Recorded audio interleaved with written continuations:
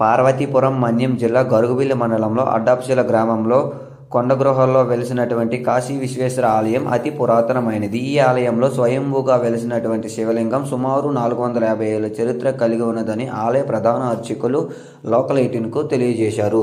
ఈ శివలింగానికి ఒక ప్రత్యేకత ఉంది. అది ఏమిటంటే పౌర్ణమి నుండి అమావాస్య వస్తున్న వారం రోజులు తెలుపు రంగులో ఈ శివలింగం మారుతుంది. అమావాస్య నుండి పౌర్ణమి వారం రోజులు నలుపుగా కనిపిస్తుందని తెలియజేశారు. ఈ శివలింగం మారుతున్నట్టుగా ప్రతిరోజు నిత్యం వచ్చిన భక్తులకు మాత్రమే ఈ తేడా కనిపిస్తుందని తెలియజేశారు. ఈ ఆలయంలో అనునిత్యం ప్రత్యేక పూజలు, అభిషేకాలు జరుగుతూ ఉంటాయని తెలిపారు. ప్రతి నెల జరిగే ఈ అద్భుత దర్శనం స్థానికులే కాకుండా సమీప గ్రామాల నుంచి కూడా భక్తులను ఎంతగానో ఆకర్షిస్తుంది. దైవకృపతో ఈ రంగుల మార్పు చూడగలుగుతున్నాం. ఇది మహా అద్భుతమైన అనుభూతి అని కొందరు భక్తులు చెబుతున్నారు.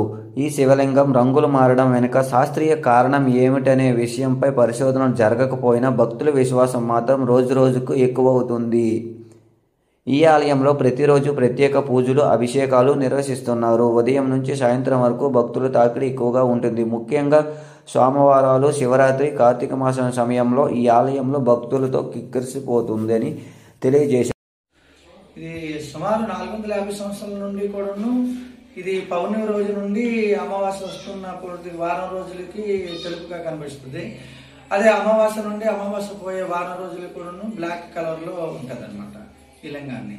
అయితే పర్టికులర్గా చూసుకోవాలి ఏ భక్తులు కూడా. అది నిత్యం వచ్చిన వాళ్ళకి ఆ లింగాన్ని దర్శనం చేసుకోవడానికి అవుతుంది అనమాట. అది వాస్తవంగా అది పూర్వం నుండి వస్తుంది అన్నమాట. అది కూడా మాకు పూర్వం కార్తీక మాసంలోనే కార్తీక నెల రోజులు కూడాను అన్ని పూజల కార్యక్రమాలు జరిపిస్తాము. అలాగా శివరాత్రి కూడాను పార్వతీ పరమేశ్వర కళ్యాణం కూడా జరిపిస్తాము. అది అలాగా మగా అంటే రాధాకృష్ణులు ఉన్నారు కాబట్టి రమా సత్యనారాయణ డోలా యాత్ర అనేసి కామదాహ మహోత్సవం అనేసి ఆ రోజు రాధాకృష్ణ తిరువులు కార్యక్రమం, మహా కార్యక్రమం అన్ని చేస్తున్నాం. అది కూడా ఒక యాత్ర జరుగుతుంది. రథయాత్ర కూడా జగన్నాథ స్వామి, బలరామ స్వామి, సుభద్రాదేవి ఉన్నారు కాబట్టి గుండిచా మందిరం కూడా ఉంది కాబట్టి అది కూడాను రథం లేకపోయినా మామూలుగా చేస్తాము. దానికి కూడా ఉత్సవానికి కూడాను బాగా భక్తులు వస్తారు. ఇక్కడికి రద్దీగా ఉంటుంది.